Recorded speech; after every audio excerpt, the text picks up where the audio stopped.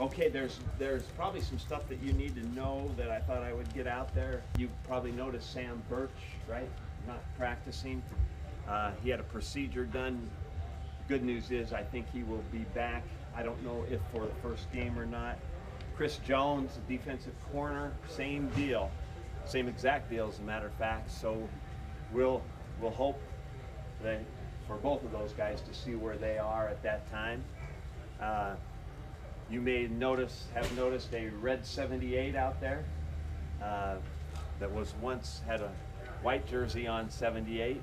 Gibbons Price is playing defense, and we're excited about that. And we talked about it for a day or two, and then he wanted to do it, and I think he can certainly help us. He's smart, and he's got the perfect size for what we need in there, and he's athletic, so that's a reason for that. And then Jared Bloom, I don't know if you guys have noticed, is not with us. He's transferring to South Dakota State. And the other thing that I wanted to tell you is that I apologize for the fact that, because I was wanting I wanted the whole deal about the suspend. We're going to have 5 guys suspended for the first game. I didn't want it to come out exactly like this, but I did want it to come out early.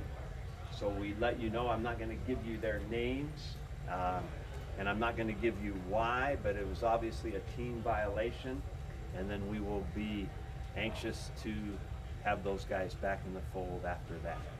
Okay? So that's my news for the night. Anybody got any questions? Jordan Stevenson's got a bad ankle, and he's in a boot. He's on a crutch, but it's not anything that we think will be long term. It's more like what you would have with a sprained ankle.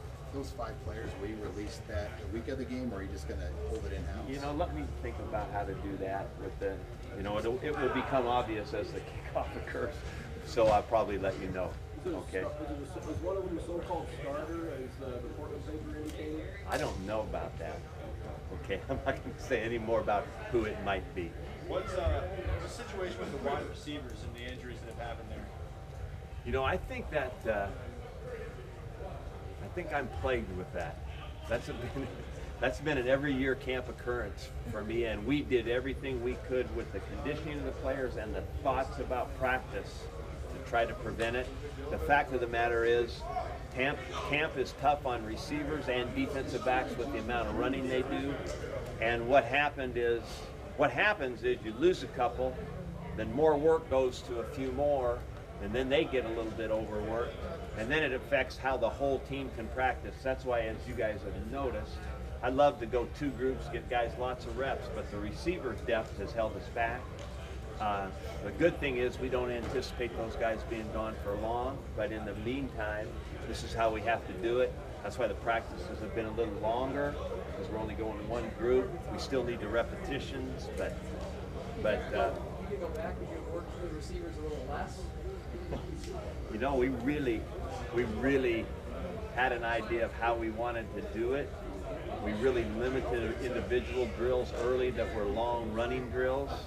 Obviously, we will rethink it for our next camp go-around. And we'll look at it again, and we'll look at what leads up to it in the whole off-season program, right? Just to try to help these guys go. These are, you know, a guy like Jordan Westerkamp, one of the best off-season workers. He's in great shape. It's kind of football, but it's just unfortunate. It kind of runs in a cycle, right? And every time one of those receivers pulls up out there, I think it's another hamstring. But that's life. You've talked before that sort of your mantra about succeeding on a team is do the right thing. Yeah. What exactly is that? What does do the right thing? Yeah, what does that look like within the context of the team? Well, did everybody get that? The idea that we always talk about with our team, you can have and eventually we get through it all, but you can have a book this thick that has every idea that you can come up with about the rules, right? I mean, it's truly, and then all of a sudden you run into something that's not in the book, you know. I mean, it's a new situation, right? So it's not that we don't talk about the specifics. I do every meeting talk about some specific about choices, but like I tell them, if they really sit down and think about it in the cool of the evening by themselves when nobody's influencing them, and they are thinking about doing this or not doing this, they know the right thing. They really do. We all can do that.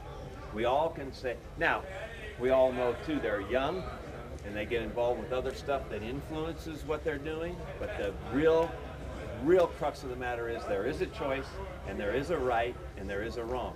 So doing the right thing to me is simple and it covers a lot of bases. And like I said, that does not mean we don't cover those bases and talk about each one of them.